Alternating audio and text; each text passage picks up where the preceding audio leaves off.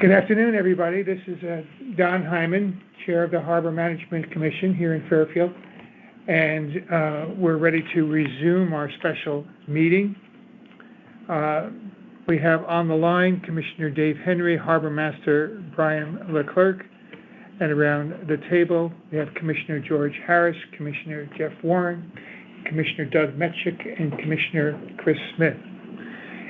Jeff Stedman is in the room. Kim Taylor's in the room, and many wonderful guests. Thank you all for coming to this meeting. We're going to, now that I've called the meeting to order, I think start with the Pledge of Allegiance to the flag.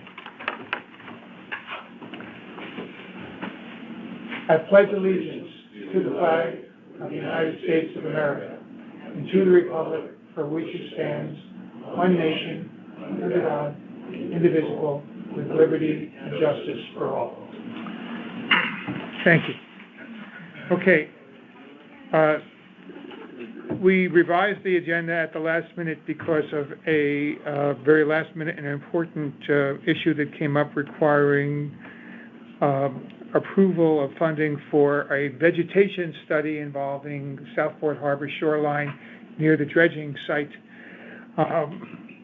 It's on number 2 on the agenda. I'm going to put it on the agenda as number 1 and ask that we deal with that first, because I think we'll want to reserve most of the time to deal with 2190 Post Road. So, Jeff and Kim, over to you. Well, as you know, DEP has filed its application, the Army Corps of Engineers has filed its application to dredge with DEP.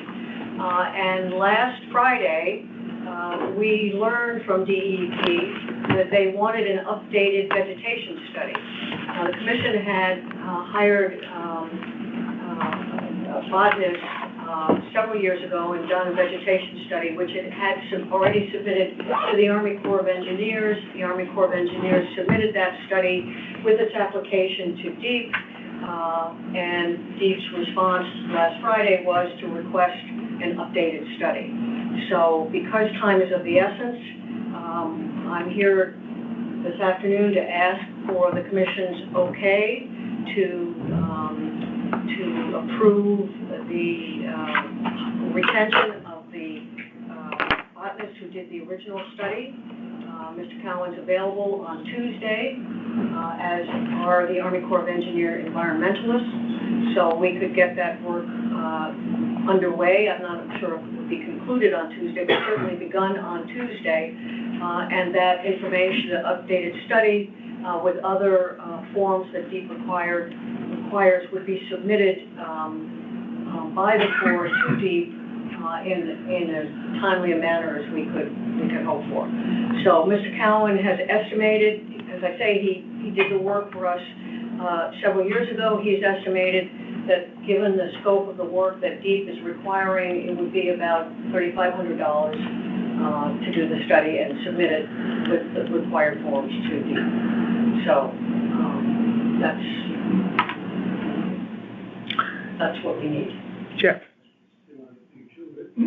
We also have to coordinate this with the engineering department, because as we did, the study that we submitted, said several years ago, was in 2019. So now, of course, we have to update that, but the botanist would flag the areas of plants that are of concern, including threatened species and endangered species. And then the engineering department would have to prepare a survey drawing showing the locations of the flag areas relative to the dredging, to the area to be dredged. And of course, this is the issue that's held up the dredging for 30 plus years. The plans on the sand spit. And interestingly, when we did the analysis in 2019, there was an endangered plant that was found, but not in the dredging footprint. It was outside of the dredging footprint. Plants that we identified of concern are state listed as threatened, not endangered. So one of DEP's concerns is, as the endangered plants spread, to be in the area that would be affected by the dredging. So the time is of the essence. We learned of this on Friday.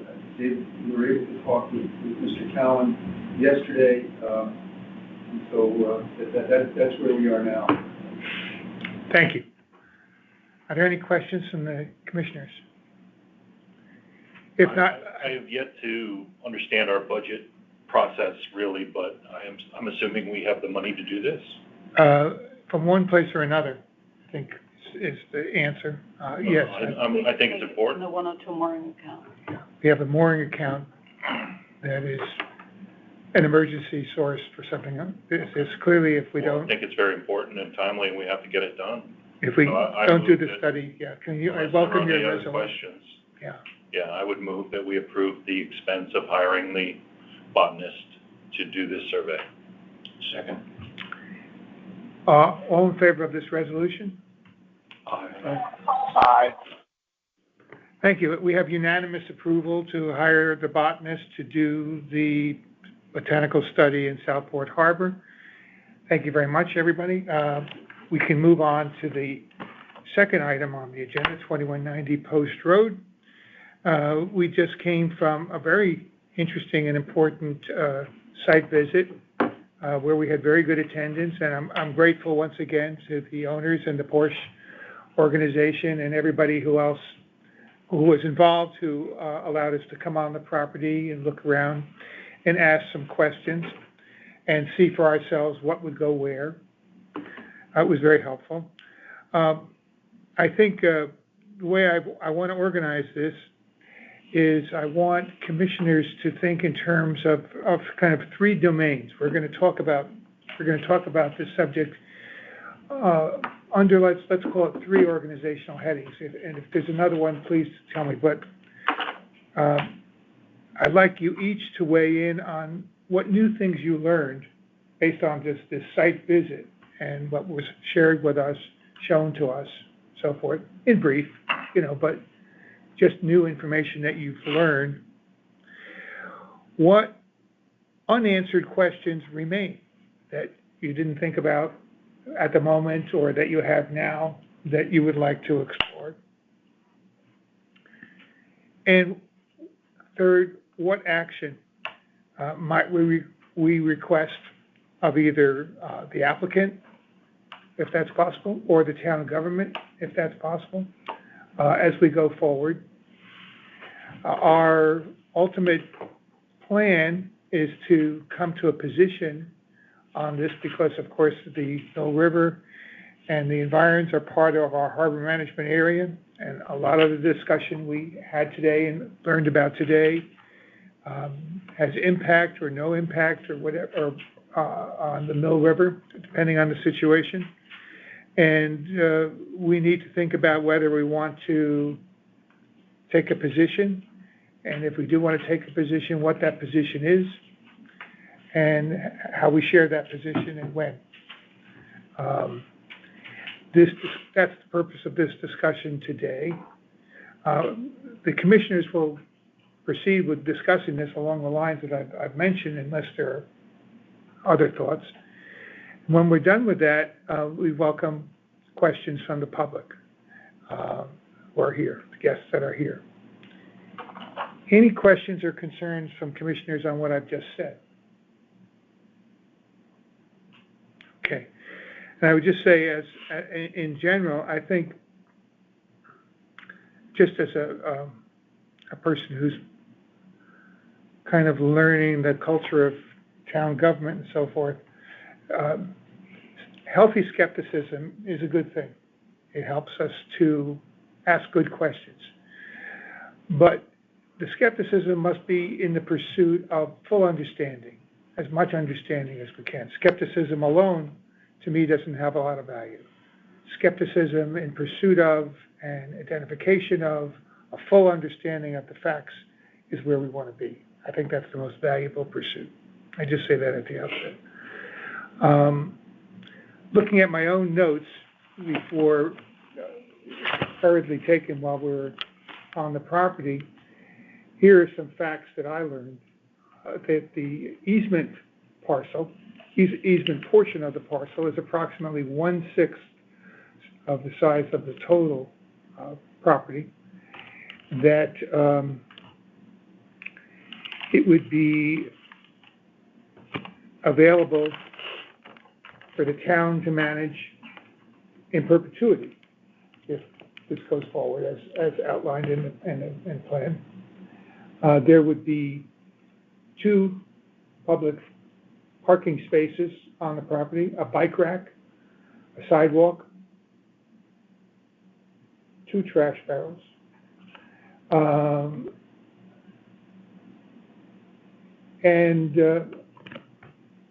It would be landscaped.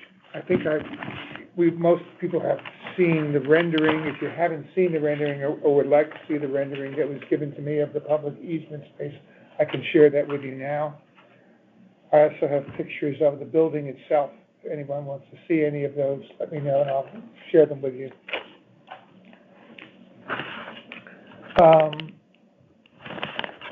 I think other facts that, I wrote down that were important included the fact that the runoff water protection and all the drainage system that will be underground that collects water from the site that pours from the ground or that in other forms does not have or require electrical power. So we were told that in the absence of electrical power, the system would still work.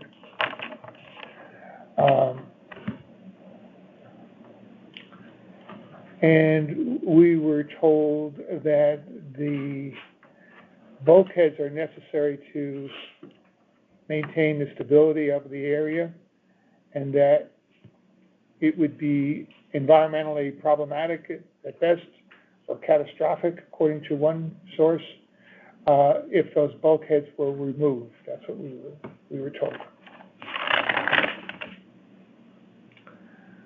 We were told that the property was excavated, when it was remediated and cleaned and cleared to meet residential standards.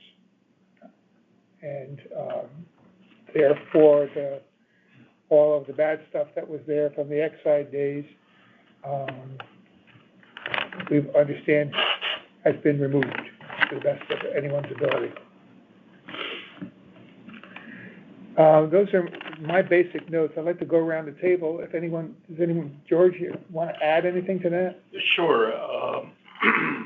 I have a long history with the property, actually. I worked at Martel, which was Breakaway, for many years. So I know what it looked like back before remediation, the big empty brick battery building with broken windows and falling down. I think at one point the roof had caved in.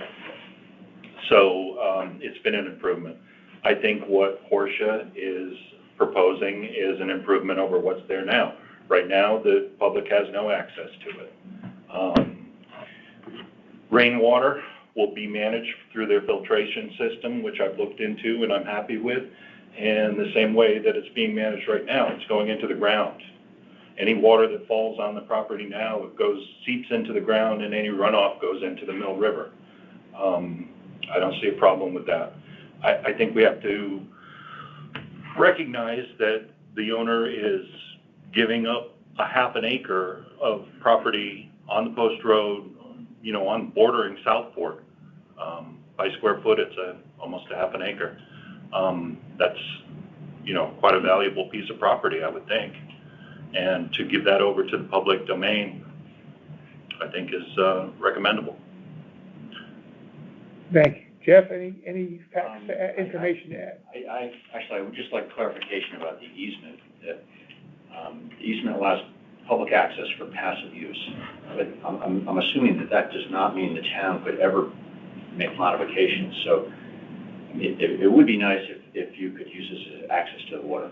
And if the town could put in a couple of pilings, so simple dock or something that watch a kayak, but I'm assuming that the easement, the property owners still have rights to say, well, no, we don't want anything built on our property. Is that correct? My understanding was that actually DEP would need to weigh in on something like access to the water. Right, but the property owner could still say, no, this is our property, we do not want something built on our property. Is that correct?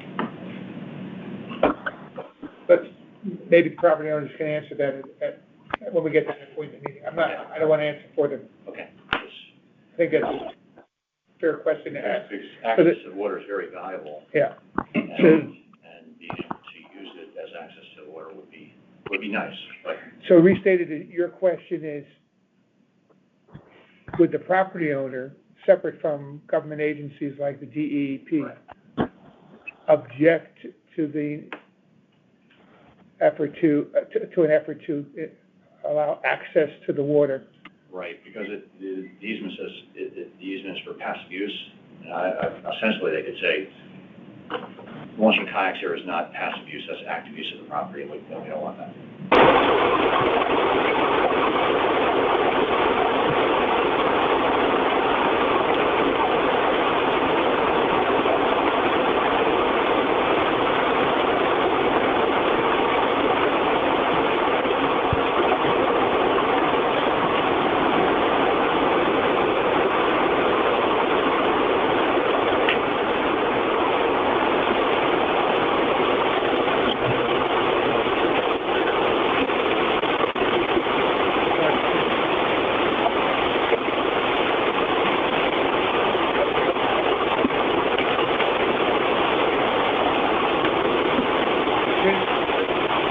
Someone has used their phone to get this status. All right, Okay, thank you. thank you.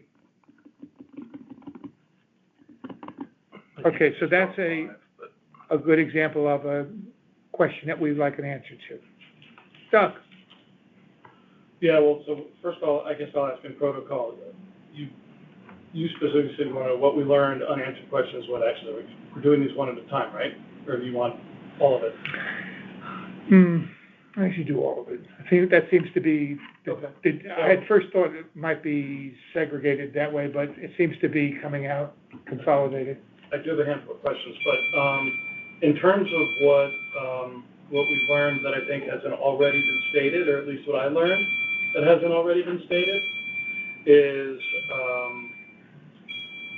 one, that the current bulkhead is going to remain in place, but the useful life of that bulkhead is not known currently. So I'm going to translate that into a question in a little bit. The other is that the easement that we're talking about covers 1/6 of an acre, and there are basically 3 areas within that. From the bulkhead out into the water is a significant part of this easement. Not 1/6 of an acre, but 1/6 of the property, right?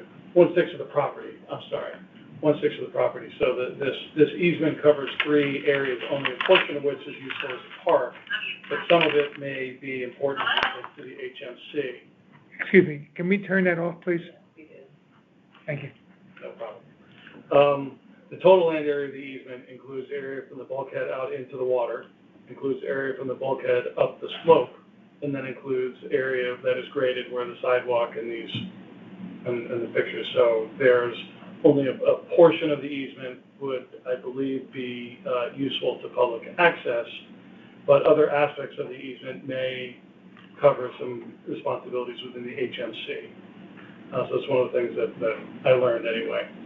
I had thought that the entire park was going to be 1/6 of this.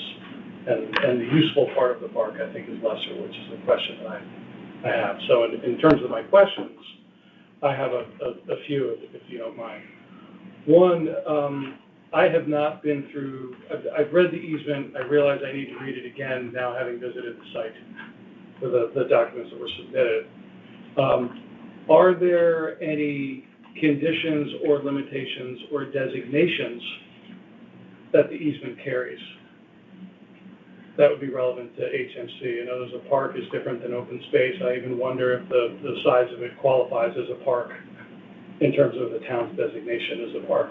If there's some minimum designation or certain square footage, we need to have one. But what would the space be designated as?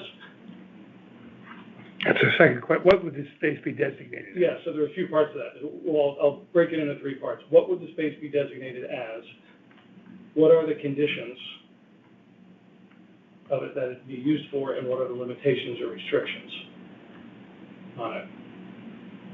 Another is, what type of vehicles will be permitted in this area? I learned today about cars and bikes. I don't know if there's anything about boats in terms of restrictions or not. in terms of launching or access. What type of activities would be permitted or restricted? I would envision seeing people down there with fishing rods, based on what I saw today, but wonder whether it's appropriate for fishing or not. And I'm not speaking to the waterway, I'm speaking to the access to the water. Who would be responsible for maintaining the park? Who would be responsible for maintaining the bulkhead? On those last 2 points, we were told that there would be, the town would be responsible. For both. Well, certainly for maintaining the open space area. The grounds, yeah. The grounds. bulkhead is one that I would want to understand the useful life of the bulkhead and the responsibility for maintaining that bulkhead. I think somebody said when we were at the site inspection that the bulkhead was put in without the intention of being removed, but I don't know that that speaks to the life of the bulkhead when it was put in. I don't know. Will there be any modifications to the bulkhead, cap on top of it, height of it, something like that? I would actually like to know what the, I think when we were there, somebody mentioned that the space of the easement is 41,000, you wrote it down. Yeah, the plan that I looked at said that the easement is 41,231 square feet. Okay. So 41,231 square feet is the total area of the easement. According to the plan diagram that I looked at earlier today, which is in the PDF that we all received. Not knowing how big an acre was, I looked it up. An acre, by comparison, is 43,560 square feet, which I never knew. So it's approximately 2,000 feet less than an acre, if I'm understanding these metrics correctly. So my question related to that, I haven't been down there, and I saw, or I understood for the first time, the magnitude of the aspect of the easement that curves around toward the railroad tracks and on the water side of the bulkhead. I'd like to know how many square feet of the easement is usable as public access for the park, maybe what you maintained or something else. If there's land that's from the bulkhead into the water, there's land that's on the slope that would be ungraded, and then there's land that would be landscaped as part of this park, what the square footage from a common sense point of view of the park would be, because the park is less than 1/6 of the property or less than 41,231 square feet, even though the easement would have that. So I'd like to know what the total square footage of the park would be. And then two other ones, this may be outside of the scope of HMC, but I had a very difficult time pulling out of the area when I was leaving. I was adjacent to Martel. There were two gates, and so I was at probably the gate that wouldn't be, I think I would have been on the dealership side of the wall where I pulled out. But it was rush hour, it was right turn only, there was a traffic light, and we're talking about bikes and vehicles, so I'm just curious about the safety aspect of entering and exiting the park, where it is there, and what will happen to that intersection, or what would the road parts would be, or if it's simply a driveway that you're pulling out. And then my last question is an interesting one, which is, what happens if an acceptable, negotiation doesn't happen or something's not negotiated? What happens to, does the thing no longer become an easement and it's just the property owners to handle as any waterfront owner would have rights to? Or, if the easement isn't accepted in its current form or some negotiated form, what happens?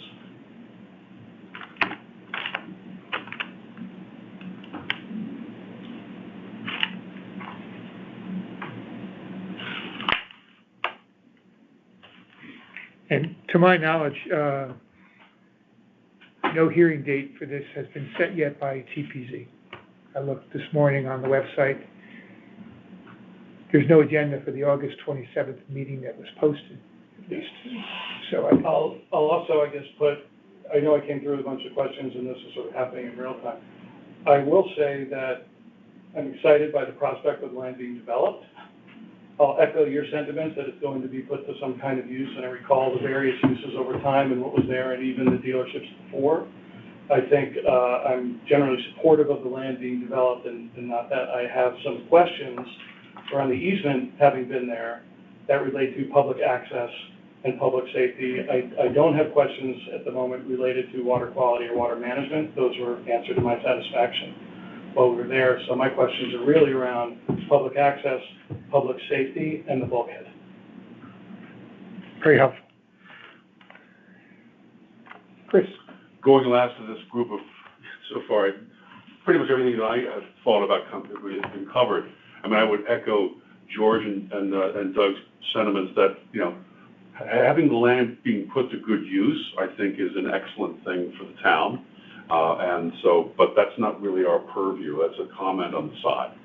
Our purview is, as they have been mentioning, and, you know, I guess if we weren't to take on this easement as a town, you know, I would be interested to understand how that bulkhead would be protected, and by taking that on, are we assuming that responsibility, and is that a liability that we're prepared to take on?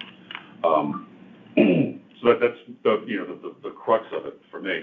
And you know, looking at the documents that I originally saw that you distributed and Jeff distributed, I was picturing a much larger space than when we got there, and then to learn that half of it was really underwater, you know, based upon the lines, that was a bit of a surprise. So in fact, it's a fairly small area, and as you pointed out, Doug, you know, from the usable perspective, the area where it slants and grades into the water is really unusable. From that peak area to the edge area, including that sidewalk area, it's a very small sliver that would be used for this. But I understand that the need to use all the rest of the property is, you know, causing it just cannot be renegotiated. That can't be put on the table. I wish it could, but I think that is something that the owners will have to consider. But as far as use of the property from the water side, I mean, you know, to build up, and it seems to me, given the sliver of the property that's there, and these are more in the terms of comments than questions because all the questions have been asked, I think. But the cost to replace that bulkhead with the kind of bulkhead as we see being put into place at Southport Green, which is a very costly endeavor, would not be justified for that sliver of property, park or open space or whatever. I would imagine it would cost millions of dollars that wouldn't really be justified for that. So I can understand that. So yet that is a you know, while it may not have been put in with the intention of it always, that it would be permanent, it does not look to me, my uneducated eyes, to be something that would be there for, you know, many, many decades. Rather, it looks impermanent to me. Yeah. Not for perpetuity. Not for perpetuity. But that would be my comment. Those would be the comments. Very helpful. You've got commissioners on the phone. Commissioners on the phone. Yes. Dave Henry, do you have any questions, comments, facts to add to the discussion so far?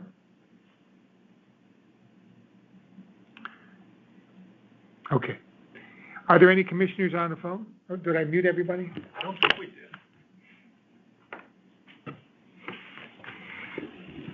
You turned the volume down, did you? Yeah, I turned it back up. Anybody there?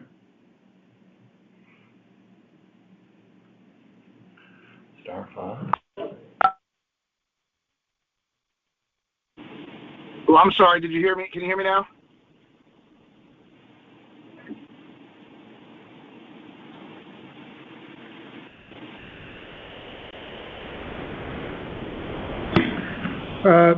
Who is not on the line Can you now? hear me? This is Dave Henry. Can you hear me? Dave Henry. Now we can hear you, yes. Okay, I responded to your question earlier. I have no questions of my own. I've been listening and learning. Thank you. Okay, so no questions or information to add. Jeff will be next, if there's nobody else on the phone. Jeff Stedman, please. I don't know if people can hear me, but I'd just like to. Or just put it on the end of the table and he'll speak near it. Yeah, if you bear with me, just to go back and set the basis for what we're doing and why the commission is involved. This is a coastal site plan review. It's a proposal. It's not on the Harbor Commission's jurisdiction. The jurisdiction of the commission goes up to the Tide Mill Dam. But it's a project that could conceivably affect the commission's jurisdiction. And that's how we got involved with the remediation project in the first place. Because the work, although it's not directly on the harbor, it can affect the harbor through stormwater, discharge, in the case of the remediation, hazardous waste. So that's why it's referred to us by TP&Z. That's a requirement in the state statute and also in the town code. And it's to be referred to us 35 days before there's a hearing on it. We've been assuming that the hearing is going to be on the 27th. In fact, after our site visit, I did have a chance to talk with a person from DEEP who's reviewing this application. And they're reviewing it with respect to the policies of the Connecticut Coastal Management Act. And again, it's a coastal site plan review. It's on coastal waters. DEEP has a role and will be providing comments. They're also interested in the public access aspect of this project. But as is often the case with these larger projects, DEEP's response should not be anticipated much before the actual public hearing date. So they're working towards getting comments to TP&Z by the 27th. It may even be on the 27th, but they'll talk with us beforehand. So the Harbor Commission, you all know this, it's not in a position of approving this or denying it. We're providing comments, and we're providing comments with respect to the issues that are important to the Commission. And the significant part of the Commission's review is if the Commission does not make a favorable recommendation regarding this project, then TP&Z needs a 2/3 vote to approve it, and that means they need 5 votes. And the Commission could have no objection to it, for example, a simple comment such as that. That's not an unfavorable recommendation, so that wouldn't trigger the 2/3 vote. Commission could also say that they support it and recommend approval if the Commission chose to do that. But the charge is to make recommendations, and as Chris said, it's not the Commission's job to accomplish the development project or to cheerlead for it. It's to look at the things that are of interest to the Harbor Management Commission. And I think that we have additional information between now and the 20th to conduct research on, including the bulkhead, just so we know all of the situation, because the bulkhead was approved as a temporary structure, and a bond was posted for its removal. The bond was then released, so it didn't have to be removed. But I think we need to know all of that. And also, I think we need to give consideration, and we talked about the area of the conservation easement, but a good part of that is underwater lands, not usable upland area by the public. And the applicant said something very interesting, that the property survey shows that the property owner owns the underwater lands. That wasn't something that came up in the discussion of the remediation. So I think that's another topic to conduct research on. And we have time to do this. The questions about the public safety that were raised, I think are relevant, because in the area between the proposed sidewalk, there's this sort of a substantial slope. You wouldn't want people to walk down that slope. That would be an issue. And also when we talk about public access in any coastal area, there's no standards in the Coastal Management Act as to how wide it should be or how much it should be. That's always been an issue. It's up to judgment and what the local Planning and Zoning Commission may require. So one remedy, if an applicant does not provide, not in general, not just this project, public access that the approving body thinks is appropriate or safe or feasible, then the approving body doesn't approve the development project. So that's the remedy, but that's not our job. Our job is to say whether we can make a favorable recommendation or we do make a favorable recommendation. And I think there's a good bit of research we have to do between now and the commission's meeting. I have a question for Jeff. Yes, I do too. Okay. I totally agree with you about the bulkhead and whether that's permanent or not permanent, and what our or the town's liability is if something happens to that and it needs to be replaced. That's, as Chris said, a lot of money going to go into that. But can I understand you correctly that our purview goes to the Tide Mill, and above the Tide Mill dam is only our watershed? No. The statute says that we have a responsibility, and TPZ has a responsibility to make sure we can review proposals that affect the real property on intercontiguous to the harbor. That doesn't say on the harbor. And that's the argument, or it shouldn't be the argument, that's the case, is how we got involved with the remediation work. Because what happens there could affect the harbor. So clearly, a project up, just like the diversion project, the aquarium project. That's not on the harbor, but it certainly could affect the harbor in terms of stream flow. I'm just trying to understand, it's not just what our purview is. It's affecting, as far as the public access, is that within our purview or just the runoff? I think we could make a comment. We can make a comment on whatever, and whether someone would challenge that with respect to the public access, that's something else. But that shouldn't discourage us from making a comment on what we think about it. Okay. But yes, someone could say that's not your purview. You have no. But so what? It doesn't mean we can't make a reasoned judgment and point out issues that should be considered. Gotcha. Okay. Thank you. Thank you. I wanted to ask questions, Jeff, about procedurally. Today is August 6th. The next meeting of the Harbor Management Commission is August 20th. The 27th of August is possibly the date when this will be on the agenda for the TPC. We would want to have, if we have, a position probably sometime before that. Is it reasonable to expect that sometime between now and our next meeting on August 20th, we might be able to get a document from you, a recommendation, a summary document on, as you've done on many other issues that we've dealt with your concerns and a final recommendation? Could we get that, to have that to discuss on the 20th? I think that would be necessary to have a draft to consider what the points may be. I mean, one thing that I was planning on doing, the history of that bulkhead and the approval of it and the release of the bond, that's in files in the Conservation Department.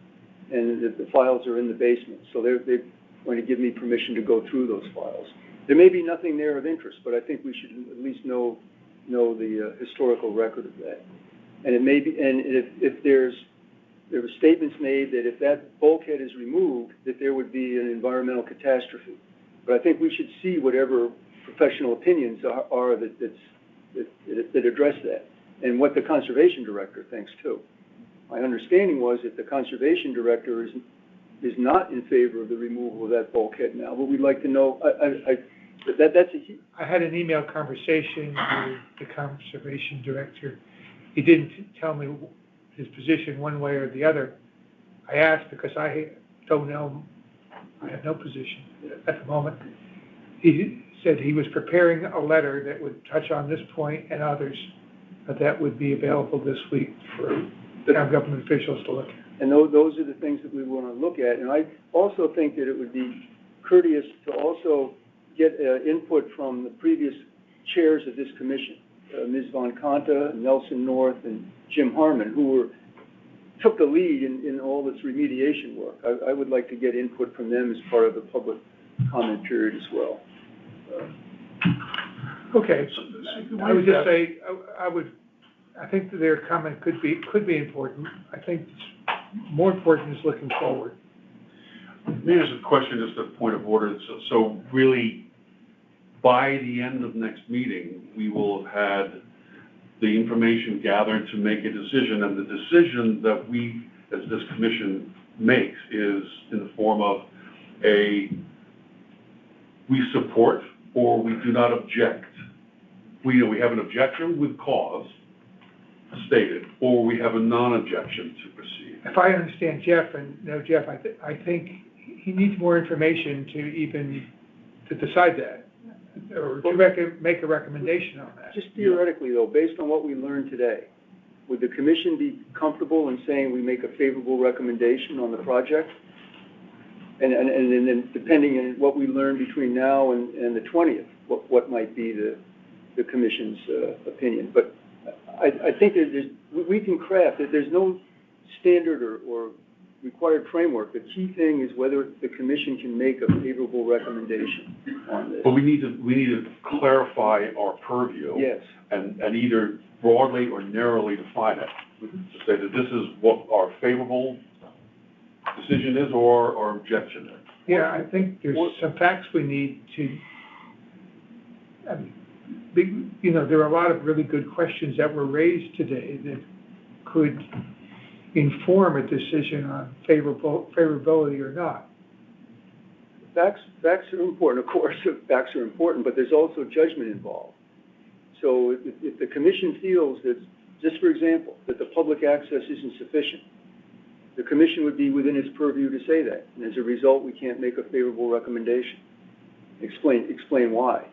But there's no the Coastal Management Act, and I also like to know what DEEP's opinion is, if we can get that before the meeting. I don't know that we will. So Doug was sort of asking the same question earlier. I mean, what our purview? So this is to be defined a park, in which case it goes to Parks and Rec, or is it an open space, or is it like a waterfront, like the south, the southern south, the south lower wharf? I mean, if one is in our purview, one is not. Yes, that doesn't mean we can't raise questions about this public access space that's not in our purview. And the questions having to do with who's responsible for management, for public safety, for is it sufficient for public access? We can express our opinion on our statement, but we wouldn't be managing it. I had written down 4 things coming into it that I thought would be of interest to the HMC. I think 2 of them are of direct interest, 2 of them may be secondary. But they are water quality and management, public access, public safety, and the ability and maintenance of the bulkhead and its impact in the area.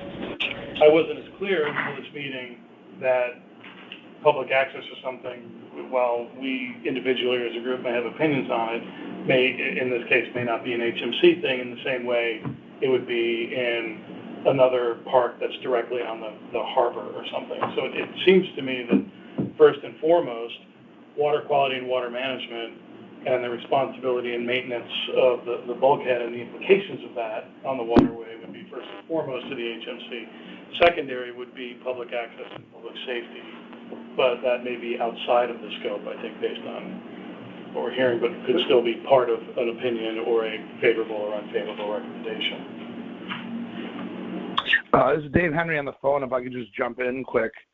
I've grown up on this side of town, and this whole situation is reminding me of the General Electric Corporation, who donated that land that I've enjoyed as a town resident that's by the Cascade. So I'd be interested, to the point that was made earlier, as far as looking at the historical records of how that transaction went, or how that all transpired, to see what town body was responsible for that waterfront area. And yeah, those are, again, well, they may be outside of our purview, certainly important issues to me as a resident. Thank you. That's an interesting reference in comparison. And that's an open space area that was dedicated for management by the Conservation Commission. Yeah. Did you hear that? That's specifically classified as an open space area that's managed by the Conservation Commission. Park is a word people throw around, but it has a rather precise meaning, and it may or may not be what this land may be classified as. And that would be town planning and zoning, Or Park and Rec. or Park and Rec, that would decide that and manage that. You call it a ward. Yeah.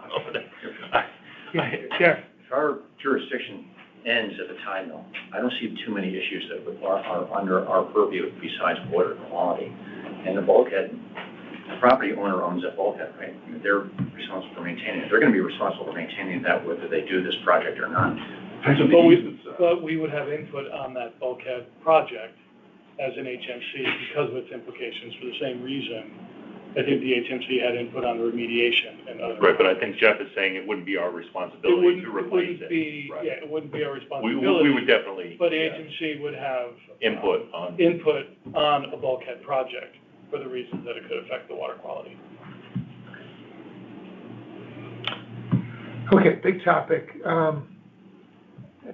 Jeff, you asked a question, or personally, I think I need some more answers before I can answer the question you had. I'm generally in favor of the development that's been proposed, but there are various conditions and concerns that people have touched upon here that need to be part of any document or information that I would be comfortable signing on. And I would hope that there's a draft version of this that you can share that we can process and review and edit and come to terms with at our meeting on August 20th. Writing by committee is a dangerous thing, but I think that's what we kind of have to do with you taking the lead. And again, the Harbor Management Commission and the current members weren't involved, but for the better part of almost 4 years, members of the commission were involved almost every day in matters concerning achieving the remediation of this site. And that's why it's important to, a number of people as to what the future disposition is, and including whatever the public amenities or public area might be that's provided. But this is our job, so we're working on it. Okay. So in summary, I think before we go into public feedback and answers perhaps to some of the questions that you've heard raised today, I'm speaking collectively to Portia, 2190 ownership, all of you. In summary, Jeff is going to take the lead in preparing some kind of summary document that states some of our concerns and takes a position one way or another, which we will continue to discuss and vote on ultimately on August 20th. And I think that's 2 weeks or so from today. So I think at this point, if there are no other concerns, comments, or questions from commissioners, I'd welcome comments from the applicant team that's here on some of the questions that were raised, and any concerns and questions from the public as well at this time. If there are no other questions from commissioners. Okay. Mr. Chairman and members of the commission and staff, good evening. I'm Chuck Willinger. I'm an attorney representing the applicant, Porsche of Fairfield, part of the Penske Group. And listening tonight, I'm getting the idea that there's a lot of new commissioners, and I agree with some of the stuff your consultant said about your jurisdiction here.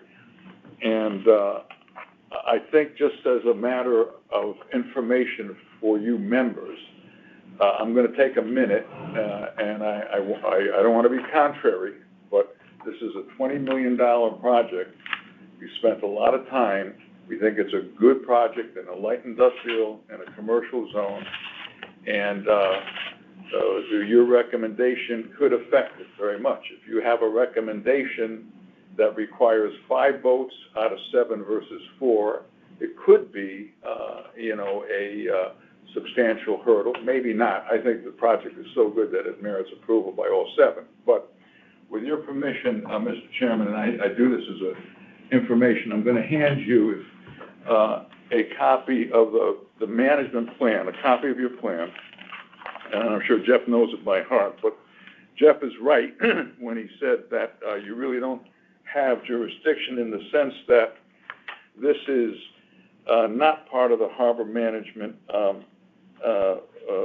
plan land or jurisdiction. And I say that if you see what I've outlined on the plan, Southport Harbor, the inner harbor, we're talking about the inner harbor, starts at the Tide Mill Dam, as Jeff has said. So your jurisdiction goes from the Tide Mill Dam out southerly to the southerly end of the breakwater. It's right on the second page that I outlined in yellow. And on the next page, page 15, it says that the Tide Mill Dam, constructed in the early 1700s, marks the head of navigation and the northerly boundary of the harbor. So that's where your jurisdiction ends, as Jeff has said. And again, on page 1-8 of your plan, it talks about the area of jurisdiction. It ends at the Tide Mill Dam, I've underlined it, also called the Mill Pond Dam. And then there's even a picture in that handout, if you're looking at it, that shows where the Tide Mill Dam is and where our property is, which is north of that. And I have a colored rendering, Mr. Chairman, that you could take a look at. I could pass it around. And I just want to show you, that's where your jurisdiction ends, and that's where our property is. So we've been very responsive in giving you any kind of information and plans that we could. We've offered to have our consultant speak with Jeff, and that didn't happen for some reason. But I did want to point these things out to you. It's a bit of a stretch, but I think it's a little gray, that you probably have jurisdiction to consider the water quality. I agree with the Commissioner. And we invite you to focus your attention on that. The public easement, the public access easement, the size, what's in it, who maintains it, frankly, is going to be decided by the planning and zoning, and that is really not in your jurisdiction. I say that, and not to be argumentative, but to be legally correct, so that you know that. I know a couple of commissioners wanted to know the scope of their review. And I even took a look at Chapter 24 of the Town Code, which created this commission. And it says much the same thing. It outlines your jurisdiction. Section 24-7, you could read it yourself what your jurisdiction is. It ends at the Tide Mill Dam. The powers and duties are to recommend to the board, there's no question, to recommend to the various boards your position or recommendation on things within your jurisdiction. That's the issue, though, what's in your jurisdiction. And, again, without being argumentative, what's in your jurisdiction perhaps, and I think it should be, it's not clearly written in here, is water quality, which could affect the harbor. I would just point out on Section 24-14 of the Town Code, talking about the coastal review. When you review projects, you're reviewing them for consistency with the management plan. Now, if you don't have jurisdiction, it can't be consistent with the plan. But it says specifically for coastal site plan review that you have the power to review it for consistency with your plan, and it's for property, real property, which is on, in, or contiguous to the harbor management area. And our real property is certainly not on, in, or contiguous. So, you know, with due respect, I think that you should be focusing on the one area of jurisdiction, which is critical, by the way, to the harbor. You want to make sure that there's nothing from a water quality standpoint that we're doing in this development that would affect the quality of the harbor's water. And in that regard, you heard Pete Romano, and he's here. He could explain it again if you have any questions about how that runoff, and a couple of the commissioners were satisfied with his answers, but we're not hiding anything. This water quality, it's going to be more protected now than it is with the rainfall that hits in the groundwater that emanates from that project now. So I wanted to just touch on that for a minute. I will answer any question. I'm not saying even if you don't have jurisdiction, we're here to answer any questions. We have nothing to hide. It's a wonderful project. But let me, because I told the chairman I would do this, in terms of the bulkhead, I have a letter.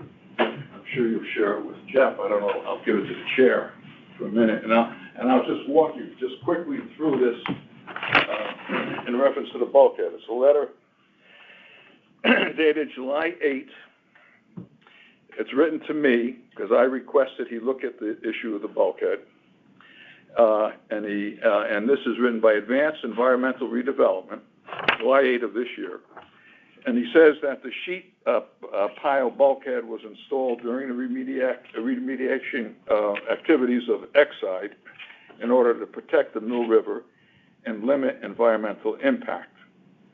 And then after placement and excavation of affected soil and sediment could be conducted, that's why it was there, so they could take care of the affected soil and sediment without having that spill over into the Mill River. If the bulkhead is removed, he says in the first paragraph, upland soil can freely migrate into the Mill River. The DEEP approved working drawings that indicate that the sheet pile bulkhead is to remain in place, not temporary, is to remain in place and remain at an elevation similar to the previous land slope. He reviewed the sheets, and there was, I don't know how many sheets of actual working drawings for the bulkhead. And he said these sheets show that the bulkheads were driven at 11.5 feet below the water surface and into the underlying marine sediment. And it extends 250 feet in a north-south, which you know, orientation. They were installed in 2014, and he says on the bottom of page 1, to extract these sheet piles would cause substantial negative impacts to the established ecosystem and the surrounding upland soils, sediment disturbance, turbidity, and debris reentry into the water column. He said that the presence on page 2 of the bulkhead allows for the development of the public waterfront access. It will enhance the public access. It allows for construction. This is an interesting point that one or two of the commissioners made during our site visit. It will allow for the construction on stable ground of limited parking areas, walkways, and observation areas. And his conclusion is that it provides an effective method for soil stabilization. It limits erosion. It further damage to Mill River. It complies with the current regulations and enhances waterfront public access. It is a vital part of the waterfront and upland. So I invite Jeff to take a look at that at his convenience as part of his due diligence. Thank you. This is very helpful. I'm going to, what I'd like to do is, can we scan this as a PDF and share it with everybody in the commission? Thank you very much. You're welcome. Now, Very helpful document. Thank you. Now, in terms of some of these questions, Mr. Sherman may want to answer a few of them, but maybe not. I'll take it. I'll handle it. And by the way, the owners, as you know, the owners of the property, our landlords are here as well. But let's see, tackling some of these questions, the easement, the actual public easement, I've sent that easement to the town attorney. I don't know if Jeff got a copy of it, an early copy, but the town attorney said that he's not quite sure who will be the grantee or the recipient of the easement. That's going to be considered, I guess, internally. My thought would be the P&Z will have ultimate say, I think, on it, but my thought would be perhaps the Conservation Commission, but that's something for the town to figure out who they want to hold the easement. It's an exclusive easement. It is a passive easement in the terms that, frankly, my client is going to have a lot of very expensive vehicles and on that site. And so we, in this draft of the easement, and it hasn't been finalized yet, it's just a draft, it does preclude, for example, kite flying, drones. It limits it to a passive recreation. I'm trying to, I didn't bring it here. I didn't think it was going to be an issue with this commission, but it really is meant to limit for people that want to sit down, look at the water, enjoy the view, and have a passive recreation. I did notice in your management plan, by the way, that in the area that you do have jurisdiction on, you prohibit jet skis and a whole list of things. I have them here to go over, but I'm sure you know about that. So there's not a lot of water use, and there's not a lot of water area anyway between our property and the Tide Mill Dam. So, you're not going to have a lot of water use. Anyone who wants to catch a fish there, I don't know. I suspect that fishing wouldn't be objectionable, but I've got to hear back from the commission. And so The commission? The Conservation Commission, their attorneys specifically. So it's a moving target. I can't tell you much about it other than what I just did because it hasn't been finalized. I do know my clients are, very, very concerned about the activities that could be there in terms of how it could possibly affect their inventory. So that's why we want to limit it to passive recreation. Let me see what else here I can help you with. It'll be an exclusive easement, so it'll be exclusive to the town or the agency that does receive it. We will improve it, similar to what you saw in the renderings, and then thereafter the town would maintain it. There's no... okay, next question. In terms of ingress and egress, that's going to be the far south, the far westerly exit where we were near Martell's. Will be, I think that's one way only, isn't it? One way out? Yeah, just right turn only. But that whole issue of egress and ingress is planning and zoning. They have jurisdiction, but the DOT has approved those plans. Tentatively, they have to issue a final approval. They approved the plans in the design stage. If there's an interesting question the commissioner raised, if there's no final agreement on the easement, what happens? Well, we're going to give a public easement, and I think what ultimately will happen, if the town attorney and the various agencies who may want to look and comment on it can't come to an agreement, we will give the agreement, the easement that we propose to the P&Z, and they're really the final authority on it. Let's see. As far as the size, and I do understand, it's about 1/6 of the total on the survey, the total property. Half of that is underwater, as the commissioners know. So, but the problem with making it larger is that our operations are only on 4 acres of land.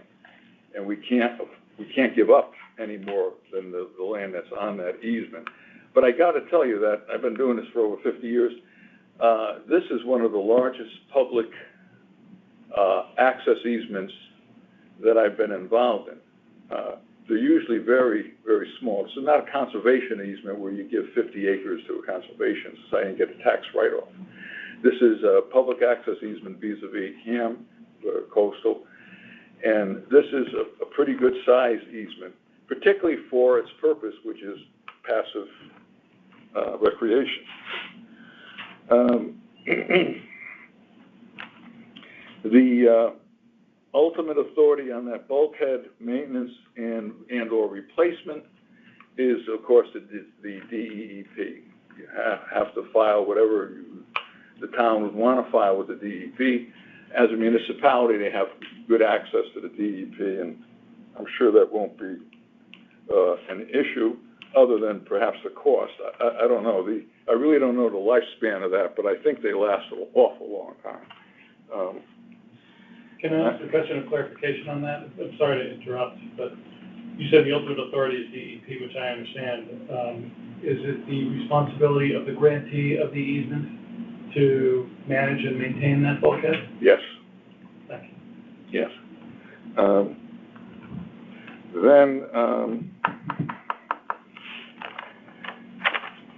I don't know. Well, we're here. If you have any other questions, I don't know, but I didn't write down all the questions you had, but we'll be, whether you have jurisdiction or not, we want to answer any question you have. Thank you. Seriously, we don't, there's nothing that we want to be very transparent. So if I miss something, we're here, as is the owner. I think the last point that Doug raised, that responsibility for the bulkhead would be the grantees. That was helpful. Are there unanswered questions that we could raise now? Yes, Jeff. The question of authority and jurisdiction is a good one. But I'll just point out that we don't want to give up the authority, as specifically stated in the town code and in the statutes, to review projects that affect the harbor. So the jurisdiction is not just limited to projects on the harbor. And just read from the town code. The Harbor Management Commission shall review, for consistency with the Harbor Management Plan, development proposals subject to the town's coastal site plan review process and affecting the real property. That's it, whether it applies to this or any other project. I mentioned the diversion project, which we can't acknowledge that our authority to make comments is only limited to projects on the harbor. These projects that could affect the harbor. And then the other part of it is, in terms of making comments, we can make comments on anything we want, just as the general public can. Whether they have the weight to influence the TPUZ, that's a different matter.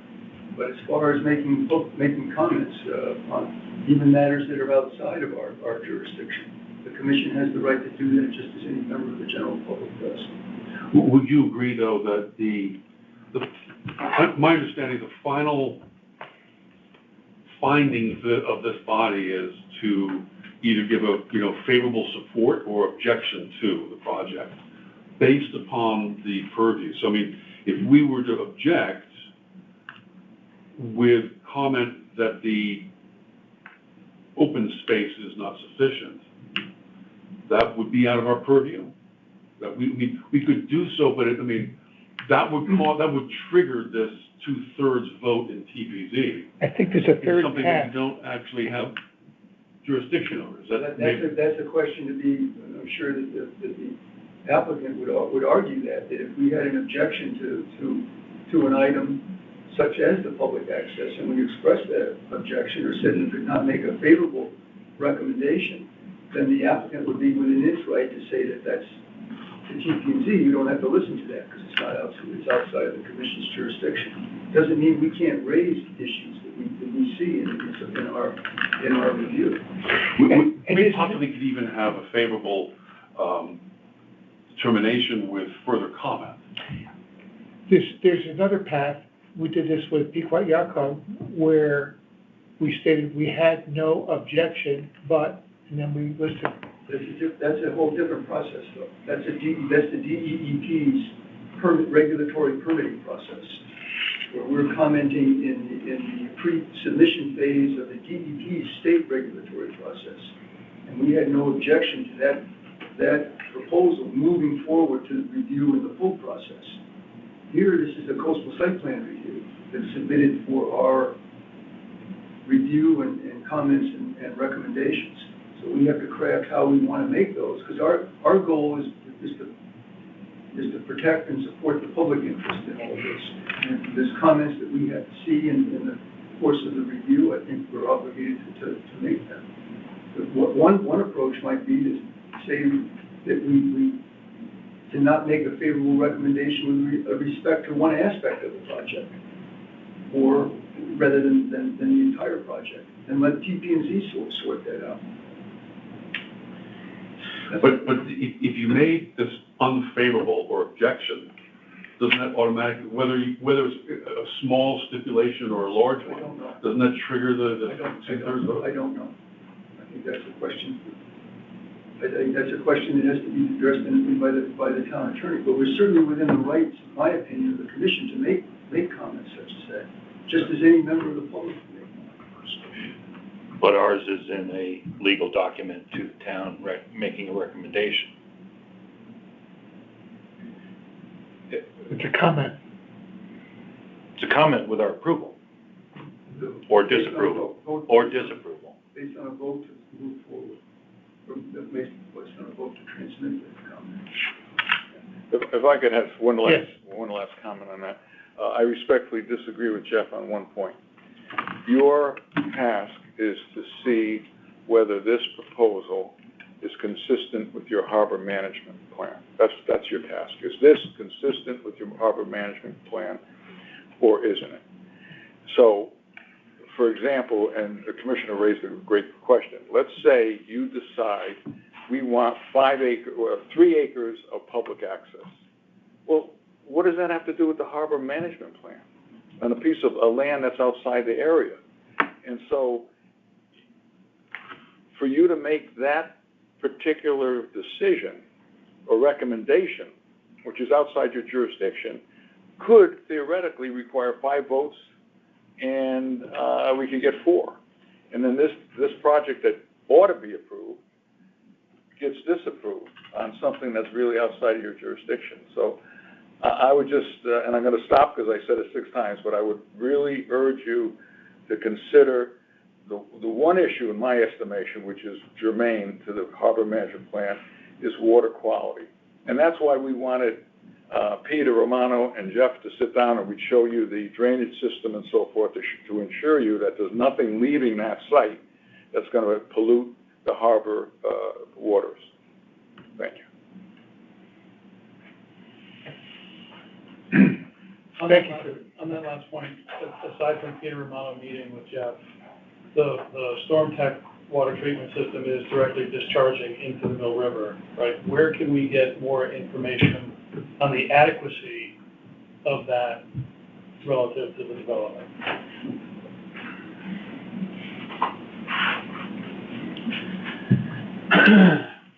Good evening, Pete Romano with Lantec. I'm the principal at the firm. Bobby Walker is our project engineer on there.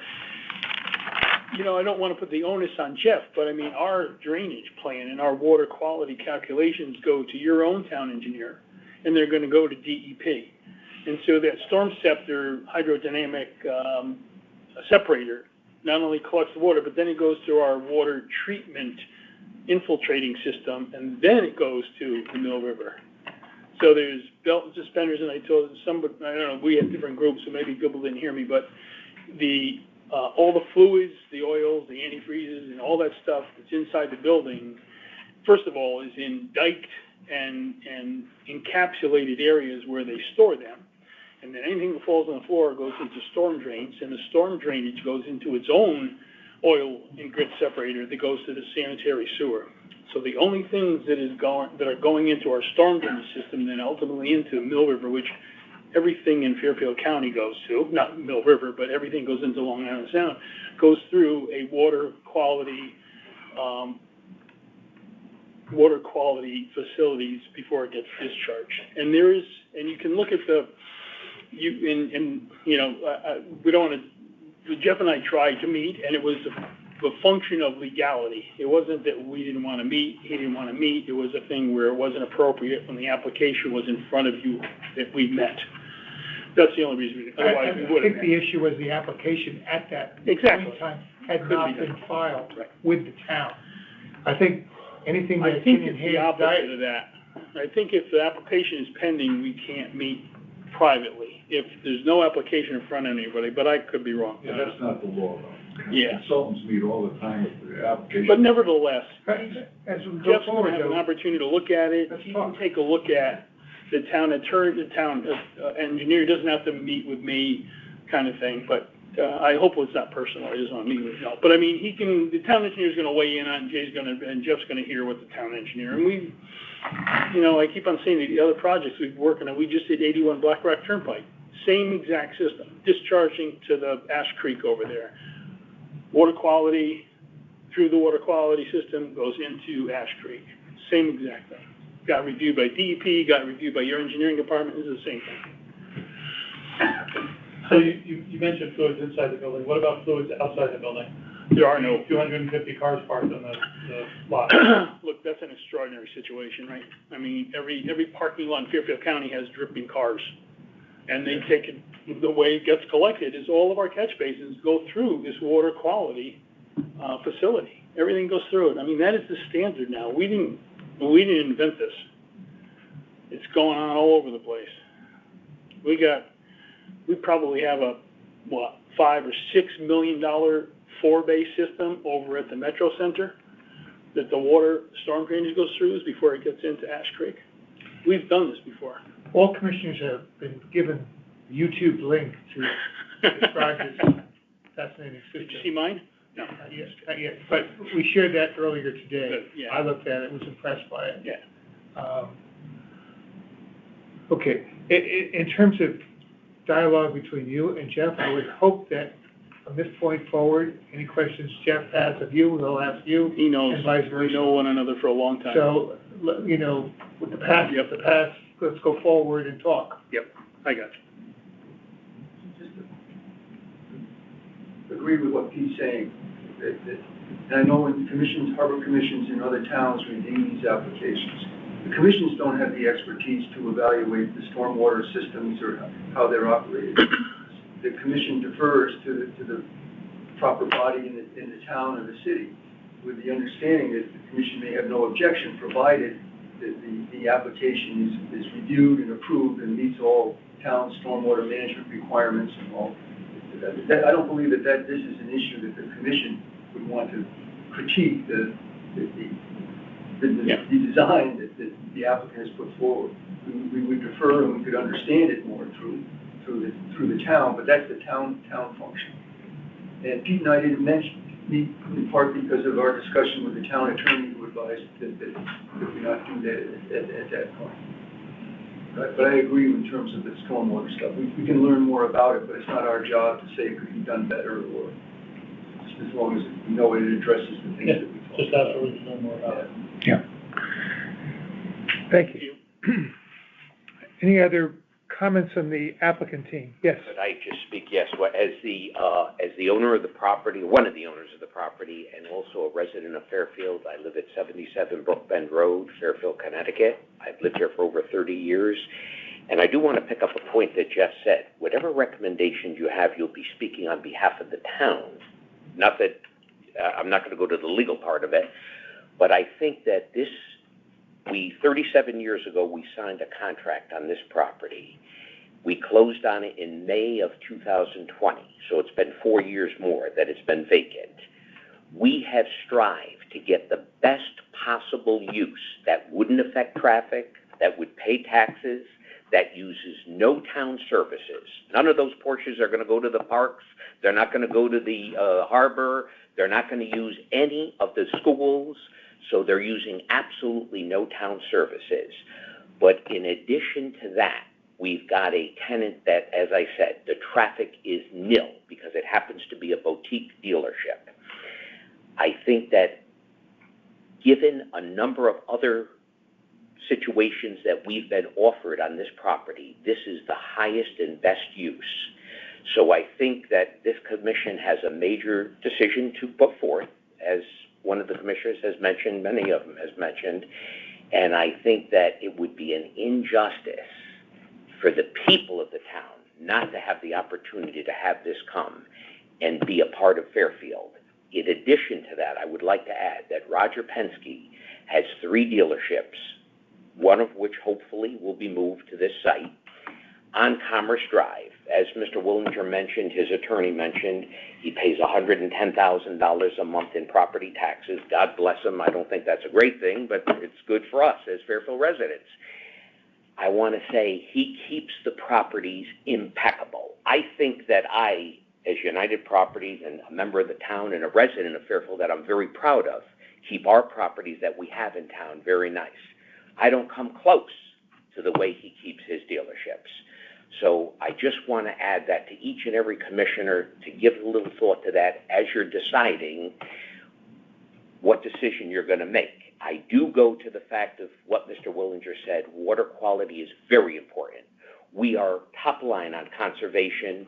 We respect it, and we certainly want it for our town of Fairfield. But I would say to you that water quality we've looked into very carefully, and Mr. Romano and Mr. Walker have done an excellent job. And I just urge the commission members to think of these items as you're deciding what decision you want to make. Thank you for giving me the Point taken. Thank you very much for each of you for the diligent and thoughtful commentaries and explanations. I appreciate it. I don't pretend to be an expert. I am just a citizen and listening just as a citizen. And I think my colleagues are in similar situations. So we appreciate your time, your thought, all of the effort put into this very detailed and very comprehensive plan. And now we'll do our job. Now, we haven't heard from the general public, not the applicant team. Anything, Joy, or? I guess I'm very concerned about water quality too. Yes. I'm glad to hear it focused on, and very strongly here. I'm part of the Mill River Wetland Committee Board. We're almost 60 years old. Joy's our founder. And I really want to thank for all the thoughtful consideration you've given to the project. I think it's important. Could you just introduce yourself? Oh, I'm sorry. I'm Mary Hogue. I'm, again, on the board of the Mill River. I'm chair of the Forestry Committee, which has the Fairfield Pollinator Pathway under it, which is one of the things I wanted to mention, and on Sustainable Fairfield, so among other things. So I really appreciate the thoughtfulness. My concern is the water quality, which is in your purview. It sounds like, my daughter's an engineer, I'm not this kind of an engineer anyway. So my concern is that, maintenance of it and just testing on some sort of regular basis, which I would hope would happen, because the types of fluids in a car that's not electric could be problematic for the river. The river, I was part of that remediation with Jeff. I don't see anybody else that was part of that. That was a long time ago. And it was, it could have been contentious, but we had an amazing person at Exide, Ken Money, who, there's an oak tree on that property of yours that he requested that, it get maintained. We planted an oak tree upstream in Mill Hollow in his honor. That's the reason it's been remediated to residential level. It truly is an amazing remediation, and the fact that it didn't have to get capped. It's a real collaborative effort between all sorts of people in the town and the cleanup contractors and Exide, and I would love to see that I would love to see that continue. And I think that that's where we're going with this, and I really appreciate that thoughtfulness. It was a very big deal to get that cleanup done. It took decades, as people have alluded to, and it would be important to honor that and keep maintaining that. And that's really what I'm hearing from people when their concern about it is. And, you know, people aren't engineers, they're concerned citizens, and they're worried about something spilling and how to deal with it. And if there were some way that would be consumable by the general public to explain the process of the cleaning that's being done in these systems, I think that would go a long, long way. And just in terms of the cleanup of the vegetation in the park, I just would hope that the invasives would go away, especially the all those tree of heaven that are the great host plant of the spotted lanternfly, and that native plants. We're working on a native plant policy for the town. The Parks and Rec, Conservation, and Tree Warden have already approved it, so we're working hopefully to get it officially approved. So I'm happy to share that if that would be helpful. And I think that, you know, however we can get there so that it's a positive experience for everyone is, you know, really what we're aiming for. So hoping that you'd like to work with the Mill River Wetlands folks. Here helping to represent them, but we, you know, have a president that's very interested in participating in this. He's just got a day job that prevents these kinds of meetings from happening for him. But I really appreciate the time to be able to speak with you and hope we can continue the collaboration. Thank you. Thank you. Thank you. Well, I think we have more in common than anything else here in terms of our concerns and our future interests. And I think we can sort through the rest. Any other comments from commissioners or the general public? Jeff? I actually think we should not be commenting on things that are outside our purview and outside of our jurisdiction. I really don't see much of an issue besides water quality.